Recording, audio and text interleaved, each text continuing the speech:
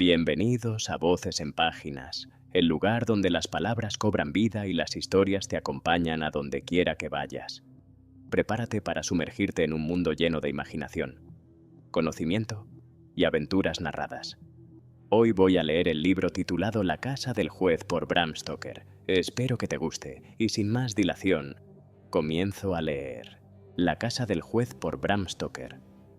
Próxima la época de exámenes, Malcolm Malcolmson decidió ir a algún lugar solitario donde poder estudiar sin ser interrumpido. Temía las playas por su atractivo y también desconfiaba del aislamiento rural, pues conocía desde hacía mucho tiempo sus encantos. Lo que buscaba era un pequeño pueblo sin pretensiones donde nada le distrajera del estudio. Refrenó sus deseos de pedir consejo a algún amigo, pues pensó que cada uno le recomendaría un sitio ya conocido donde, indudablemente, tendría amigos. Malcolmson deseaba evitar las amistades y todavía tenía menos deseos de establecer contacto con los amigos de los amigos. Así que decidió buscar por sí mismo el lugar. Hizo su equipaje. Tan solo una maleta con un poco de ropa y todos los libros que necesitaba. Y compró un billete para el primer nombre desconocido que vio en los itinerarios de los trenes de cercanías. Cuando al cabo de 3 horas de viaje se bajó en Benchurch, se sintió satisfecho de lo bien que había conseguido borrar sus pistas para poder disponer del tiempo y la tranquilidad necesarios para proseguir sus estudios. Acudió de inmediato a la única fonda del pequeño y soñoliento lugar y tomó una habitación para la noche. Benchurch era un pueblo donde se celebraban regularmente mercados y una semana de cada mes era invadido por una enorme muchedumbre.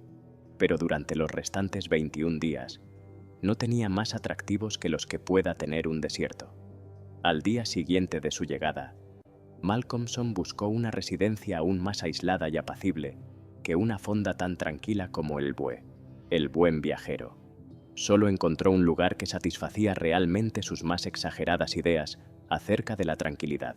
Realmente, tranquilidad no era la palabra más apropiada para aquel sitio. Desolación era el único término que podía transmitir una cierta idea de su aislamiento. Era una casa vieja, anticuada, de construcción pesada y estilo jacobino, con macizos gabletes y ventanas, más pequeñas de lo acostumbrado y situadas más alto de lo habitual en esas casas. Estaba rodeada por un alto muro de ladrillos sólidamente construido. En realidad, daba más la impresión de un edificio fortificado que de una simple vivienda. Pero todo esto era lo que le gustaba a Malcolmson. He aquí, pensó, el lugar que estaba buscando, y solo si lo consigo me sentiré feliz. Su alegría aumentó cuando se dio cuenta que estaba sin alquilar en aquel momento. En la oficina de correos averiguó el nombre del agente, que se sorprendió mucho al saber que alguien deseaba ocupar parte de la vieja casona. El señor Carnford, abogado local y agente inmobiliario, era un amable caballero de edad avanzada que confesó con franqueza el placer que le producía el que alguien desease alquilar la casa. A decir verdad, señaló, me alegraría mucho, por los dueños, naturalmente, que alguien ocupase la casa durante años, aunque fuera de forma gratuita, si con ello el pueblo pudiera acostumbrarse a verla habitada. Ha estado vacía durante tanto tiempo que se ha levantado una especie de prejuicio absurdo a su alrededor, y la mejor manera de acabar con él es ocuparla, aunque solo sea, añadió, alzando una astuta mirada hacia Malcolmson, por un estudiante como usted, que desea quietud durante algún tiempo. Malcolmson juzgó inútil pedir detalles al hombre acerca del absurdo prejuicio. Sabía que sobre aquel tema podría conseguir más información en cualquier otro lugar. Pagó pues por adelantado el alquiler de 3 meses, se guardó el recibo y el nombre de una señora que posiblemente se comprometería a ocuparse de él, y se marchó con las llaves en el bolsillo. De ahí fue directamente a hablar con la dueña de la fonda, una mujer alegre y bondadosa, a la que pidió consejo acerca de qué clase y cantidad de víveres y provisiones necesitaría. Ella alzó las manos con estupefacción cuando él le dijo dónde pensaba alojarse. «En la casa del juez no», exclamó palideciendo. Él respondió que ignoraba el nombre de la casa, pero le explicó dónde estaba situada. Cuando hubo terminado, la mujer contestó: «Sí, no cabe duda que es el mismo sitio. Es la casa del juez». Entonces él le pidió que le hablase de la casa, ¿Por qué se llamaba así y qué tenía ella en contra? La mujer le contó que en el pueblo la llamaban así porque hacía muchos años, no podía decir exactamente cuántos, puesto que ella era de otra parte de la región, pero debían ser al menos unos 100 o quizá más. Había sido el domicilio de cierto juez, que en su tiempo inspiró gran espanto a causa del rigor de sus sentencias y de la hostilidad con la que siempre se enfrentó a los acusados en su tribunal. Acerca de lo que había en contra de la casa no podía decir nada. Ella misma lo había preguntado a menudo, pero nadie la supo informar. De todos modos, el sentimiento general era que allí había algo, y ella por su parte no aceptaría ni todo el dinero del banco de Drinkswater si a cambio se le pedía que permaneciera una sola hora a solas, en la casa. Luego se excusó ante Malcolmson ante la posibilidad que sus palabras pudieran preocuparle. «Es que esas cosas, señor, no me gustan nada, y además el que usted, un caballero tan joven, se vaya, y perdone que se lo diga, a vivir allí tan solo. Si fuera hijo mío, y perdone que se lo diga, no pasaría usted allí ni una sola noche, aunque tuviera que ir yo misma en persona y hacer sonar la gran campana de alarma que hay en el tejado». La pobre mujer hablaba de buena fe, y con tan buenas intenciones, que Malcolmson, además de regocijado, se sintió conmovido. Le expresó cuánto apreciaba el interés que se tomaba por él, y luego, amablemente, añadió: «Pero mi querida señora Witham, le aseguro que no es necesario que se preocupe por mí. Un hombre que, como yo, estudia matemáticas superiores, tiene demasiadas cosas en la cabeza para que pueda molestarle ninguno de esos misteriosos algos.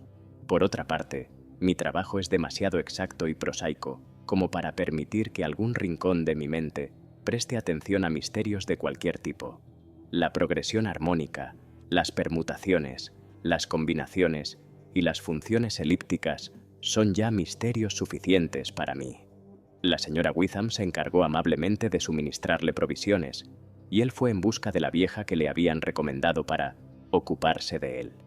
Cuando, al cabo de unas 2 horas, regresó con ella a la casa del juez, se encontró con la señora Witham, que le esperaba en persona, junto con varios hombres y chiquillos portadores de diversos paquetes, e incluso de una cama que habían transportado en una carreta, puesto que, como dijo ella, aunque era posible que las sillas y las mesas estuvieran todas muy bien conservadas y fueran utilizables, no era bueno ni propio de huesos jóvenes descansar en una cama que no había sido oreada desde hacía por lo menos 50 años.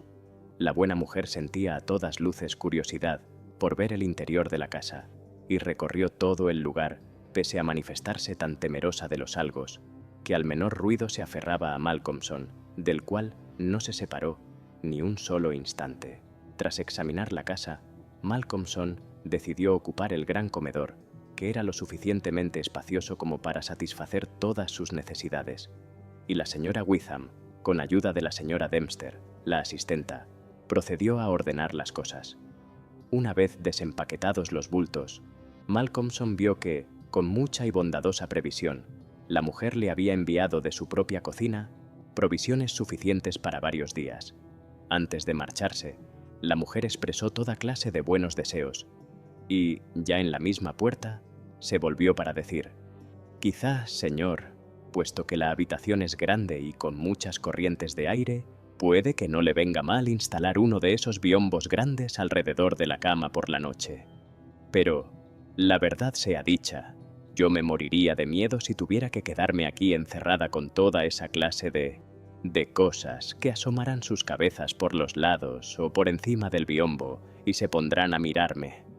La imagen que acababa de evocar fue excesiva para sus nervios, y huyó precipitadamente.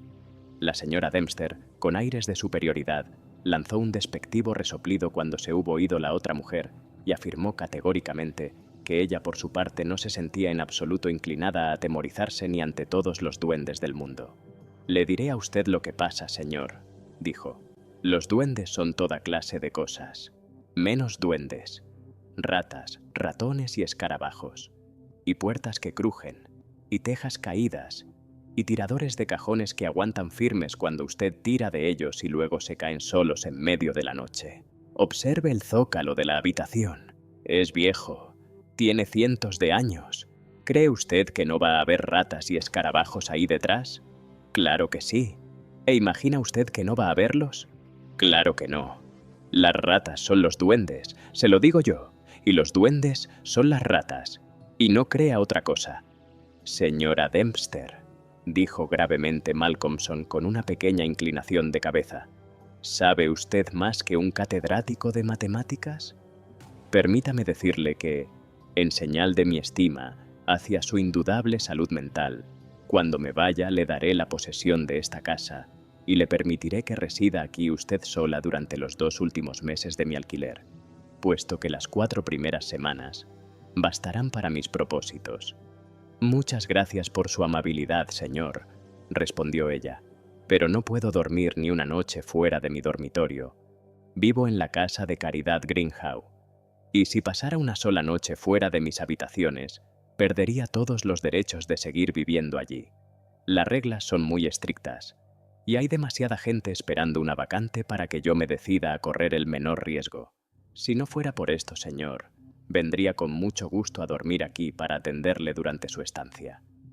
Mi buena señora, dijo apresuradamente Malcolmson, he venido aquí con el propósito de estar solo, y créame que le estoy profundamente agradecido al difunto señor Greenhow por haber organizado su casa de caridad, o lo que sea, de forma tan admirable que me vea privado por la fuerza de la oportunidad de tan terrible tentación.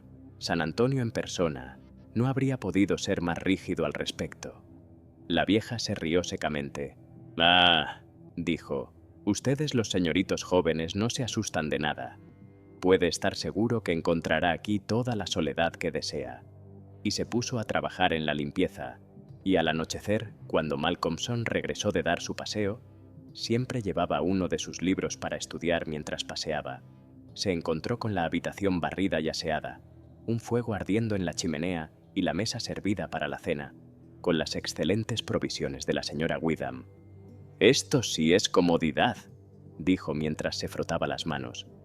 Tras terminar de cenar y poner la bandeja con los restos de la cena al otro extremo de la gran mesa de roble, volvió a sus libros, echó más leña al fuego, despabiló la lámpara y se sumergió en su duro trabajo. No hizo ninguna pausa, hasta más o menos las 11, cuando suspendió su tarea durante unos momentos para avivar el fuego y despabilar de nuevo la lámpara y hacerse una taza de té. Siempre había sido muy aficionado al té. Durante toda su vida universitaria solía quedarse estudiando hasta muy tarde, y siempre tomaba té y más té hasta que dejaba de estudiar.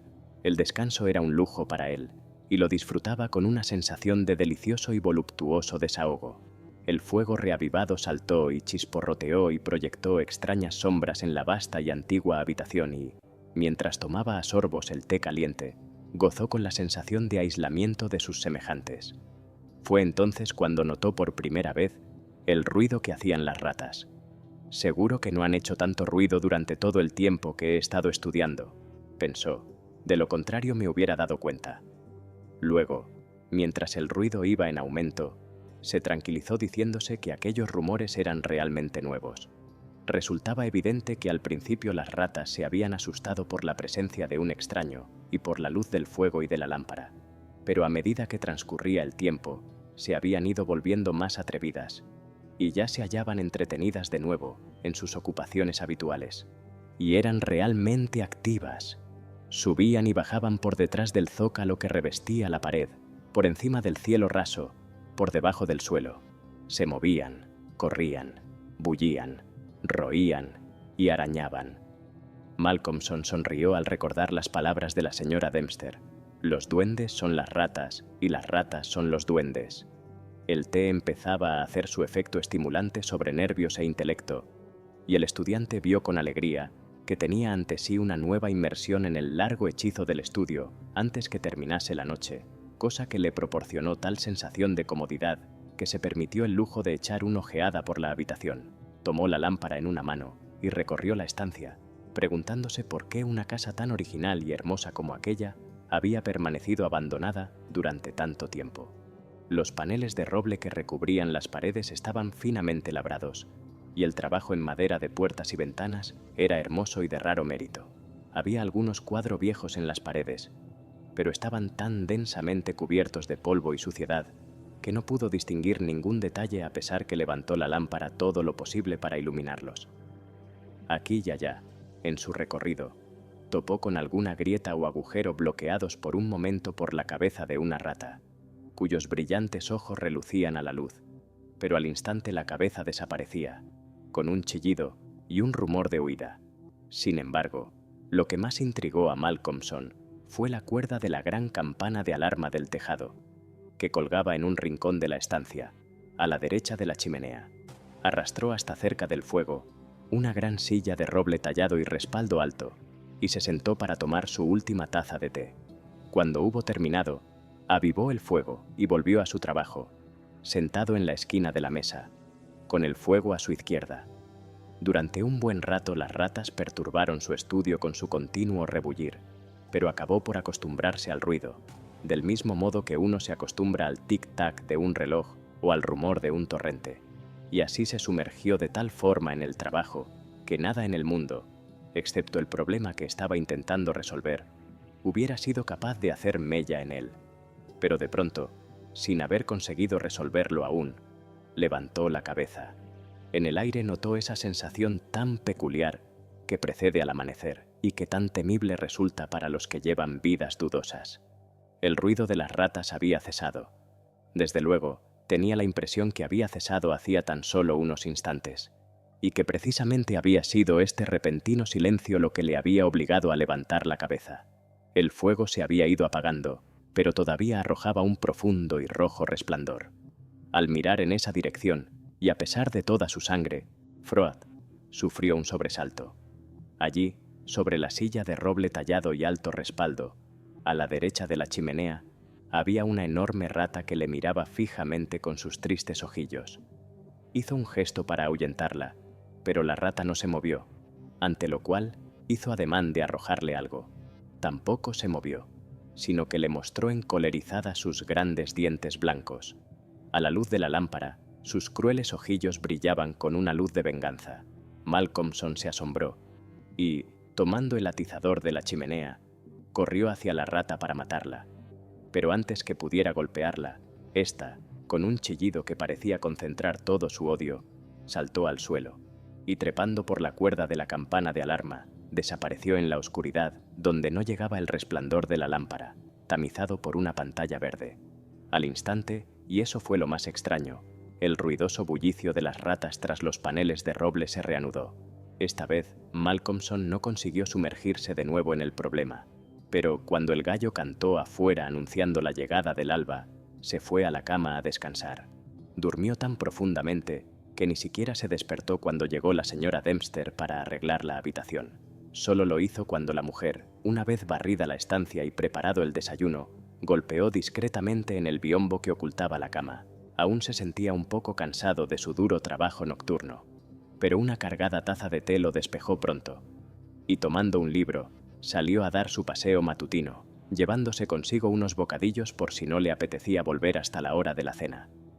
Encontró un sendero apacible entre los olmos, y allí pasó la mayor parte del día estudiando su Laplace.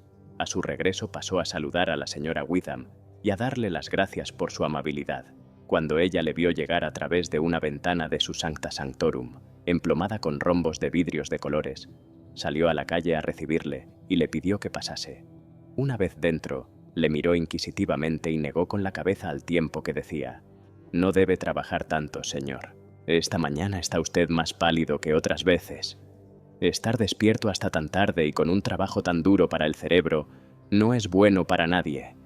Pero dígame, señor, ¿cómo ha pasado la noche? Espero que bien. No sabe cuánto me alegré cuando la señora Dempster me dijo esta mañana que le había encontrado tan profundamente dormido cuando llegó». «Oh, sí, todo ha sido estupendo», repuso él con una sonrisa. «Todavía no me han molestado los algos, solo las ratas. Tienen montado un auténtico circo por todo el lugar. Había una, de aspecto diabólico, que hasta se atrevió a subirse a mi propia silla, junto al fuego, y no se habría marchado de no haberla yo amenazado con el atizador. Entonces trepó por la cuerda de la campana de alarma y desapareció allá arriba, por encima de las paredes o el techo. No pude verlo bien debido a la oscuridad». «Dios nos asista», exclamó la señora Witham. «Un viejo diablo, y sobre una silla junto al fuego. Tenga cuidado, señor. Tenga mucho cuidado. A veces hay cosas muy verdaderas que se dicen en broma. ¿Qué quiere usted decir? Palabra que no la comprendo. Un viejo diablo. El viejo diablo, quizá. Oh, señor, no se ría usted. Pues Malcolmson había estallado en una franca carcajada. Ustedes, la gente joven, creen que es muy fácil reírse de cosas que hacen estremecer a los viejos. Pero no importa, señor. No haga caso. Quiera Dios que pueda usted continuar riendo todo el tiempo. Eso es lo que le deseo. Y la buena señora rebosó de nuevo alegre simpatía, olvidados por un momento todos sus temores. «Oh, perdóneme», dijo entonces Malcolmson. «No me juzgue descortés. Es que la cosa me ha hecho gracia. Eso que el viejo diablo en persona estaba anoche sentado en mi silla». Y al recordarlo se rió de nuevo. Luego se fue a su casa a cenar. Aquella noche el rumor de las ratas empezó más temprano. Con toda seguridad, se había iniciado ya antes de su regreso, y solo dejó de oírse unos momentos mientras les duró el susto causado por su imprevista llegada. Después de cenar, se sentó un momento junto al fuego a fumar, y tras limpiar la mesa, empezó de nuevo su trabajo como otras veces. Pero esa noche, las ratas le distraían más que la anterior. Cómo correteaban de arriba abajo, por detrás y por encima, cómo chillaban, roían y arañaban, y cómo, más atrevidas a cada instante, se asomaban a las bocas de sus agujeros y por todas las grietas y resquebrajaduras del zócalo, con sus ojillos brillantes como lámparas diminutas, cuando se reflejaba en ellos el fulgor del fuego. Pero para el estudiante, habituado sin duda a ellos, esos ojos no tenían nada de siniestro. Por el contrario, solo veía en ellos un aire travieso y juguetón. A menudo, las más atrevidas hacían incursiones por el suelo o a lo largo de las molduras de la pared. Una y otra vez, cuando empezaban a molestarle demasiado, Malcolmson hacía un ruido para asustarlas, golpeaba la mesa con la mano o emitía un fiero «shh, shh» para que huyesen inmediatamente a sus escondrijos. Así transcurrió la primera mitad de la noche. Luego, a pesar del ruido, Malcolmson fue sumergiéndose cada vez más en el estudio. De repente, alzó la vista, como la noche anterior, dominado por una súbita sensación de silencio. No se oía ni el más leve ruido de roer, chillar o arañar. Era un silencio de tumba. Entonces, recordó el extraño suceso de la noche anterior, e instintivamente miró a la silla que había junto a la chimenea. Una extraña sensación recorrió entonces todo su cuerpo. Allá, al lado de la chimenea, en la gran silla de roble tallado de respaldo alto, estaba la misma enorme rata mirándole fijamente con unos ojillos fúnebres y malignos. Instintivamente, tomó el objeto que tenía más al alcance de su mano, unas tablas de logaritmos, y se lo arrojó. El libro fue mal dirigido, y la rata ni se movió, así que tuvo que repetir la escena del atizador de la noche anterior, y de nuevo la rata, al verse estrechamente cercada, huyó trepando por la cuerda de la campana de alarma. También fue muy extraño que la fuga de esta rata fuese seguida inmediatamente por la reanudación del ruido de la comunidad. En esta ocasión, como en la precedente, Malcolmson no pudo ver por qué parte de la estancia desapareció el animal, pues la pantalla de su lámpara dejaba en sombras la parte superior de la habitación y el fuego brillaba mortecino. Miró su reloj y observó que era casi medianoche, y no descontento del divertissement, avivó el fuego y se preparó una taza de té. Había trabajado perfectamente sumergido en el hechizo del estudio y se creyó merecedor de un cigarrillo. Así pues, se sentó en la gran silla de roble tallado junto a la chimenea y fumó con delectación. Mientras lo hacía, empezó a pensar que le gustaría saber por dónde lograba meterse el animal, ya que empezaba a acariciar la idea de poner en práctica al día siguiente algo relacionado con una ratonera. En previsión de ello, encendió otra lámpara y la colocó de forma que iluminase bien el rincón derecho que formaban la chimenea y la pared. Luego apiló todos los libros que tenía, colocándolos al alcance de la mano para arrojárselos al animal si llegaba el caso. Finalmente, levantó la cuerda de la campana de alarma y colocó su extremo inferior encima de la mesa, pisándolo con la lámpara. Cuando tomó la cuerda en sus manos, no pudo por menos que notar lo flexible que era, sobre todo, teniendo en cuenta su grosor y el tiempo que llevaba sin usar. Se podría colgar a un hombre de ella, pensó para sí. Terminados sus preparativos, miró a su alrededor y exclamó, satisfecho: «Ahora, amiga mía, creo que vamos a vernos las caras de una vez». Reanudó su estudio, y aunque al principio le distrajo el ruido que hacían las ratas, pronto se abandonó por completo a sus proposiciones y problemas. De nuevo, fue reclamado de pronto por su alrededor. Esta vez no fue solo el repentino silencio lo que llamó su atención. Había, además, un ligero movimiento de la cuerda, y la lámpara se tambaleaba. Sin moverse, comprobó que la pila de libros estuviese al alcance de su mano, y luego deslizó su mirada a lo largo de la cuerda. Pudo observar que la gran rata se dejaba caer desde la cuerda a la silla de roble. Se instalaba en ella y le contemplaba. Tomó un libro con la mano derecha y, apuntando cuidadosamente, se lo lanzó. La rata, con un rápido movimiento, saltó de costado y esquivó el proyectil. Tomó entonces un segundo y luego un tercero, y se los lanzó uno tras otro, pero sin éxito. Por fin, y en el momento en que se disponía a arrojarle un nuevo libro, la rata chilló y pareció asustada. Esto aumentó más aún su deseo de dar en el blanco. El libro voló y alcanzó a la rata con un golpe resonante. El animal lanzó un chillido terrorífico y, echando a su perseguidor una mirada de terrible malignidad, trepó por el respaldo de la silla, desde cuyo borde superior saltó hasta la cuerda de la campana de alarma, por la cual subió con la velocidad del rayo. La lámpara que sujetaba la cuerda se tambaleó bajo el repentino tirón, pero era pesada y no llegó a caerse. Malcolmson siguió a la rata con la mirada y la vio, gracias a la luz de la segunda lámpara, saltar a una moldura del zócalo y desaparecer por un agujero en uno de los grandes cuadros colgados de la pared, indescifrable bajo la espesa capa de polvo y suciedad. «Mañana le echaré una ojeada a la vivienda de mi amiga», dijo en voz alta el estudiante, mientras recogía los volúmenes tirados por el suelo. «El tercer cuadro partir de la chimenea. No lo olvidaré». Tomó los libros uno a uno, haciendo un comentario sobre ellos mientras iba leyendo sus títulos. Secciones cónicas no la rozó, ni tampoco oscilaciones cicloideas, ni los Principia, ni los Cuaternios, ni la termodinámica. Este es el libro que la alcanzó. Malcolmson lo tomó del suelo y miró el título, y al hacerlo se sobresaltó, y una súbita palidez cubrió su rostro.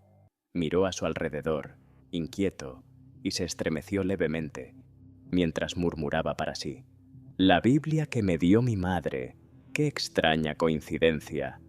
Volvió a sentarse y reanudó su trabajo. Las ratas del zócalo volvieron a sus cabriolas. Sin embargo, ahora no le molestaban.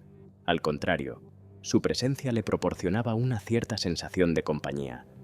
Pero no pudo concentrarse en el estudio, y después de intentar inútilmente dominar el tema que tenía entre manos, lo dejó con desesperación y fue a acostarse, justo cuando el primer resplandor del amanecer penetraba furtivamente por la ventana que daba al este. Durmió pesadamente pero inquieto, y soñó mucho, cuando le despertó la señora Dempster, ya muy entrada la mañana. Su aspecto era de haber descansado mal, y durante algunos minutos no pareció darse cuenta exacta de dónde se encontraba. Su primer encargo sorprendió bastante a la criada. «Señora Dempster, cuando me ausente hoy de casa quiero que tome la escalera, saque el polvo y limpie bien todos esos cuadros, especialmente el tercero a partir de la chimenea. Quiero ver qué hay en ellos». Hasta bien entrada la tarde estuvo Malcolmson estudiando a la sombra de los árboles. A medida que transcurría el día notó que sus asimilaciones mejoraban progresivamente y fue volviendo al alegre optimismo del día anterior. Ya había conseguido solucionar satisfactoriamente todos los problemas que hasta entonces le habían eludido y se encontraba en un estado tal de euforia que decidió hacer una visita a la señora Witham en El Buen Viajero. La encontró en su confortable cuarto de estar, acompañada por un desconocido que le fue presentado como el Dr. Thornhill. La mujer no parecía hallarse totalmente a gusto, y esto, unido a que el hombre se lanzó de inmediato a hacerle toda una serie de preguntas, hizo pensar a Malcolmson que la presencia del doctor no era casual, así que dijo sin ambajes: «Dr. Thornhill, contestaré gustosamente cualquier pregunta que quiera hacerme, si primero me contesta usted a una que deseo hacerle yo». El doctor pareció sorprenderse, pero sonrió y respondió al momento. «De acuerdo. ¿De qué se trata?» «¿Le pidió a usted la señora Witham que viniera aquí a verme y aconsejarme?» El doctor Thornhill se mostró por un momento desconcertado, y la señora Witham enrojeció vivamente y volvió la cara hacia otro lado. Sin embargo, el doctor era un hombre sincero e inteligente, y no dudó en contestar con franqueza. «Así fue, en efecto, pero no quería que usted se enterase. Supongo que han sido mi torpeza y mi apresuramiento los que le han hecho sospechar. Pero en fin, lo que me dijo fue que no le gustaba la idea que estuviese usted en esa casa completamente solo y tomando tanto té y tan cargado. Deseaba que yo le aconsejase que dejara el té y no se quedara a estudiar hasta tan tarde. Yo también fui un buen estudiante en mis tiempos, y por ello espero que me permita tomarme la libertad de darle un consejo sin ánimo de ofenderle, puesto que no le hablo como un extraño, sino como un universitario puede hablarle a otro». Malcolmson le tendió la mano con una radiante sonrisa. «Choque esos 5, como dicen en Norteamérica», exclamó.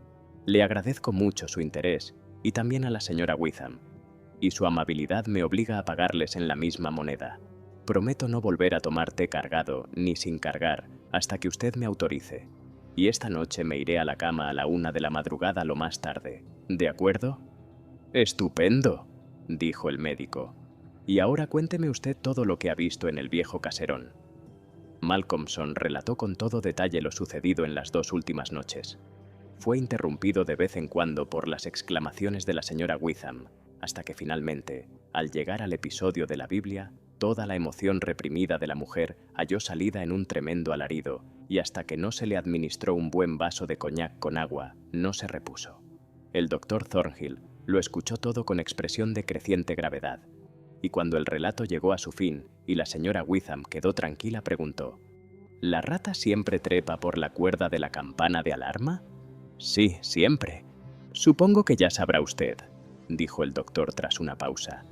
«¿Qué es esa cuerda?» «No. Es», dijo el doctor lentamente, «la misma que utilizaba el verdugo para ahorcar a las víctimas del cruel juez». Al llegar a este punto fue interrumpido de nuevo por otro grito de la señora Witham, y hubo que poner otra vez en juego los medios para que volviera a recobrarse. Malcolmson, tras consultar su reloj, observó que ya era casi hora de cenar y se marchó a su casa tan pronto como ella se hubo recobrado. Cuando la señora Witham volvió totalmente en sí, asaetó al doctor Thornhill con coléricas preguntas acerca de qué pretendía metiendo aquellas horribles ideas en la cabeza del pobre joven. «Ya tiene allí demasiadas preocupaciones», añadió. El doctor Thornhill respondió: «Mi querida señora, mi propósito es bien distinto.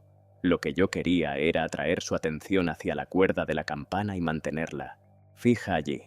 Es posible que se halle en un estado de gran sobreexcitación, por haber estudiado demasiado o por lo que sea. Pero de todas formas me veo obligado a reconocer que parece un joven tan sano y fuerte mental y corporalmente como el que más. Pero luego están las ratas. Y esa sugerencia del diablo». El doctor agitó la cabeza y prosiguió: «Me habría ofrecido a ir a pasar la noche con él, pero estoy seguro que eso le hubiera humillado. Parece que por la noche sufre algún tipo de extraño terror o alucinación, y de ser así deseo que tire de esa cuerda. Como está completamente solo, eso nos servirá de aviso y podremos llegar hasta él a tiempo, aún de serle útiles. Esta noche me mantendré despierto hasta muy tarde y tendré los oídos bien abiertos. No se alarme usted, señora Witham, si Benchurch recibe una sorpresa antes de mañana». «Oh, doctor, ¿qué quiere usted decir?» «Exactamente esto. Es muy posible, o mejor dicho probable, que esta noche oigamos la gran campana de alarma de la casa del juez». Y el doctor hizo un mutis tan efectista como se podía esperar. Cuando Malcolmson llegó a la casa, descubrió que era un poco más tarde que de costumbre y que la señora Dempster ya se había marchado. Las reglas de la casa de caridad Greenhow no eran de desdeñar. Se alegró mucho de ver que el lugar estaba limpio y reluciente. Un alegre fuego ardía en la chimenea y la lámpara estaba bien despabilada. La tarde era muy fría para el mes de abril y soplaba un pesado viento con una violencia que crecía tan rápidamente que podía esperarse una buena tormenta para la noche. El ruido que hacían las ratas cesó durante unos pocos minutos tras su llegada, pero tan pronto como se volvieron a acostumbrar a su presencia, lo reanudaron. Se alegró de oírlas, y una vez más, notó que en su bullicioso rumor había algo que le hacía sentirse acompañado. Sus pensamientos retrocedieron hasta el extraño hecho que las ratas solo dejaban de manifestarse cuando aquella otra rata, la gran rata de ojillos fúnebres, entraba en escena. Solo estaba encendida la lámpara de lectura, cuya pantalla verde mantenía en sombras el techo y la parte superior de la estancia, de tal modo que la alegre y rojiza luz de la chimenea se extendía cálida y agradable por el pavimento y brillaba sobre el blanco mantel que cubría la mesa. Malcolmson se sentó a cenar con buen apetito y espíritu alegre. Después de cenar y fumar un cigarrillo, se entregó firmemente a su trabajo, decidido a que nada le distrajese, pues recordaba la promesa hecha al doctor y quería aprovechar de la mejor manera posible el tiempo que disponía. Durante más de una hora trabajó sin problemas, y luego sus pensamientos empezaron a desprenderse de los libros y a vagabundear por su cuenta. Las actuales circunstancias en las que se hallaba y la llamada de atención sobre su salud nerviosa no eran algo que pudiera despreciar. Por aquel entonces, el viento se había convertido ya en un vendaval, y el vendaval en una tormenta. La vieja casa, pese a su solidez, parecía estremecerse desde sus cimientos, y la tormenta rugía y bramaba a través de las múltiples chimeneas y los viejos gabletes, produciendo extraños y aterradores sonidos en los pasillos y las estancias vacías. Incluso la gran campana de alarma del tejado debía estar sufriendo los embates del viento, pues la cuerda subía y bajaba levemente, como si la campana estuviera moviéndose un poco, y el extremo inferior de la flexible cuerda azotaba el suelo de roble con un ruido duro y hueco. Al escucharlo, Malcolmson recordó las palabras del doctor. Es la cuerda que utilizaba el verdugo para ahorcar a las víctimas del cruel juez. Se acercó al rincón de la chimenea y la tomó entre sus manos para contemplarla. Parecía sentir como una especie de morboso interés por ella, y mientras la estaba observando se perdió un momento en conjeturas sobre quiénes habrían sido esas víctimas y sobre el lúgubre deseo del juez de tener siempre ante su vista una reliquia tan macabra. Mientras permanecía allí, el suave balanceo de la campana del tejado había seguido comunicando a la cuerda cierto movimiento, pero ahora, de pronto, empezó a notar una nueva sensación, una especie de temblor en la cuerda, como si algo se estuviera moviendo a lo largo de ella. Levantó instintivamente la vista y vio a la enorme rata que, lentamente, bajaba hacia él mirándole con fijeza. Soltó la cuerda y retrocedió con brusquedad, mascullando una maldición. La rata dio la vuelta, trepó de nuevo por la cuerda y desapareció. Y en ese instante, Malcolmson se dio cuenta que el ruido de las ratas, que había cesado hacía un momento, volvía a comenzar. Todo esto le dejó pensativo.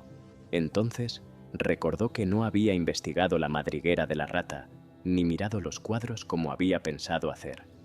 Encendió la otra lámpara, que no tenía pantalla, y levantándola, se situó frente al tercer cuadro a la derecha de la chimenea, que era por donde había visto desaparecer a la rata la noche anterior. A la primera ojeada, retrocedió, tan bruscamente sobresaltado que casi dejó caer la lámpara, y una mortal palidez cubrió sus facciones. Sus rodillas entrechocaron, pesadas gotas de sudor perlaron su frente, y tembló como un álamo, pero era joven y animoso, y consiguió armarse nuevamente de valor. Tras una pausa de unos segundos avanzó lentamente unos pasos, alzó la lámpara y examinó el cuadro, que una vez desempolvado y limpio, era ya claramente distinguible. Era el retrato de un juez vestido de púrpura y armiño. Su rostro era fuerte y despiadado, maligno, vengativo y astuto, con una boca sensual y una nariz ganchuda de rojizo color y forma semejante al pico de un ave de presa. El resto de la cara era de un color cadavérico. Los ojos, de un brillo peculiar, tenían una expresión terriblemente maligna. Contemplándolos, Malcolmson sintió frío, pues en ellos vio una réplica exacta a los ojos de la enorme rata. Casi se le cayó la lámpara de la mano cuando vio a ésta mirándole con sus ojillos fúnebres desde el agujero de la esquina del cuadro, y notó el repentino cese del ruido de las demás. Pese a ello, volvió a reunir todo su valor y continuó examinando la pintura. El juez estaba sentado en una gran silla de roble tallado de respaldo alto, a la derecha de una chimenea de piedra, junto a la cual colgaba desde el techo una cuerda que yacía con su extremo inferior enrollado en el suelo. Con una sensación de horror, Malcolmson reconoció en esa escena la habitación donde se hallaba ahora, y miró despavorido a su alrededor, como esperando hallar alguna extraña presencia a su espalda. Luego, volvió a dirigir su mirada al rincón que formaba la chimenea, y, lanzando un grito desgarrado, dejó caer la lámpara que llevaba en la mano. Allí, en la silla del juez, con la cuerda colgando tras ella, se había instalado aquella enorme rata que tenía la misma fúnebre mirada que éste, ahora diabólicamente intensa. Excepto el ulular de la tormenta, todo mantenía un completo silencio. La lámpara caída hizo que Malcolmson volviera a la realidad. Por fortuna, era de metal y el aceite no se derramó. Sin embargo, la necesidad de recogerla de inmediato serenó sus aprensiones nerviosas. Cuando hubo apagado la lámpara se secó el sudor y meditó un momento. «Esto no puede ser», se dijo en voz alta. «Si sigo así voy a volverme loco. Basta ya. Prometí al doctor que no tomaría té. Por Dios que tenía razón. Mis nervios han debido llegar a un estado terrible. Es curioso que yo no lo note. Nunca en mi vida me he encontrado mejor. Pero ahora todo vuelve a ir bien. No volveré a comportarme como un necio». Se preparó un buen vaso de brandy y se sentó resueltamente para proseguir su estudio. Llevaba así cerca de una hora cuando levantó la vista del libro, atraído por el súbito silencio. Sin embargo, el viento ululaba y rugía más fuerte que nunca, y la lluvia golpeaba en ráfagas los cristales de las ventanas como si fuera granizo. En el interior de la casa, sin embargo, no se oía nada, excepto el eco del viento bramando por la gran chimenea, como un arrullo de la tormenta. El fuego casi se había apagado. Ardía ya sin llama, arrojando solo un resplandor rojizo. Malcolmson escuchó con atención, y entonces oyó un tenue y chirriante ruido, casi inaudible.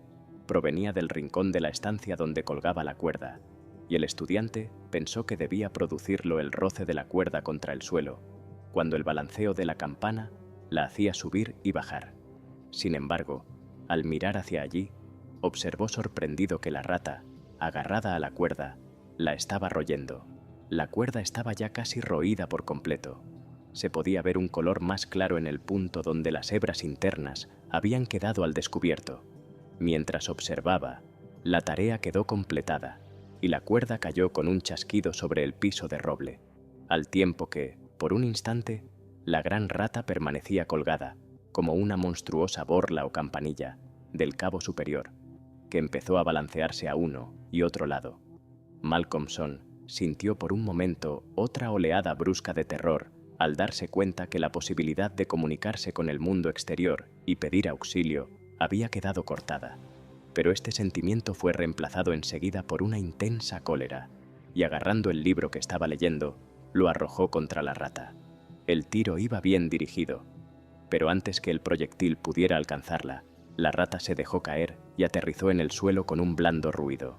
Malcolmson se abalanzó al instante sobre ella, pero el animal salió disparado y desapareció en las sombras de la estancia. Malcolmson comprendió que el estudio había terminado, al menos por aquella noche, y decidió alterar la monotonía de su vida con una cacería de ratas. Retiró la pantalla de la lámpara para conseguir un mayor radio de acción de la luz. Al hacerlo, se disiparon las tinieblas de la parte superior de la estancia, y ante aquella invasión de luz, cegadora en comparación con la oscuridad anterior, los cuadros de la pared destacaron limpiamente. Desde donde estaba, Malcolmson pudo ver, justo frente a él, el tercero a la derecha de la chimenea. Se frotó con sorpresa los ojos, y luego un gran miedo empezó a invadirle. En el centro del cuadro había un espacio vacío, grande e irregular, en el que se veía el lienzo pardo tan limpio como cuando fue colocado en el bastidor. El fondo del cuadro estaba como antes, con la silla, el rincón de la chimenea y la cuerda, pero la figura del juez había desaparecido. Malcolmson, estremecido de terror, fue girando lentamente, y entonces empezó a estremecerse y a temblar como afectado por un ataque de parálisis. Sus fuerzas parecían haberle abandonado, dejándole incapaz de hacer el menor movimiento, incluso casi incapaz de pensar. Solo podía ver y oír. Allí, en la gran silla de roble de alto respaldo, estaba sentado el juez, con su atuendo de púrpura y armiño, los fúnebres ojos brillando vengativos, una sonrisa de triunfo en la boca, firme y cruel, mientras sostenía en sus manos un negro birrete. Malcolmson notó que la sangre huía de su corazón, como lo que se siente en los momentos de prolongada ansiedad. Le silbaban los oídos. Sin embargo, podía oír el bramar y el aullar de la tempestad, y, atravesándola, deslizándose sobre ella, le llegaron las campanadas de medianoche, en grandes repiques, desde la plaza del mercado. Durante un tiempo que se le antojó interminable, permaneció inmóvil como una estatua, casi sin respiración, con los ojos desorbitados, heridos de horror. A medida que iba sonando el reloj se intensificaba la sonrisa de triunfo en la cara del juez, y cuando hubo sonado la última campanada de medianoche, se colocó el negro birrete en la cabeza. Lenta, deliberadamente, el juez se levantó de su asiento y tomó el trozo de cuerda que yacía en el suelo. Lo palpó con sus manos como si su contacto le produjese placer, y luego empezó a anudar uno de sus extremos. Apretó y comprobó el nudo con el pie, tirando fuertemente de él hasta quedar satisfecho, y entonces lo transformó en un nudo corredizo, que alzó en su mano. Después empezó a moverse a lo largo de la mesa, por el lado opuesto a donde se encontraba Malcolmson, con la mirada fija en él, hasta que le rebasó. Entonces, con un rápido movimiento, se colocó ante la puerta. Malcolmson empezó a darse cuenta en ese momento que había caído en una trampa, e intentó pensar qué debía hacer.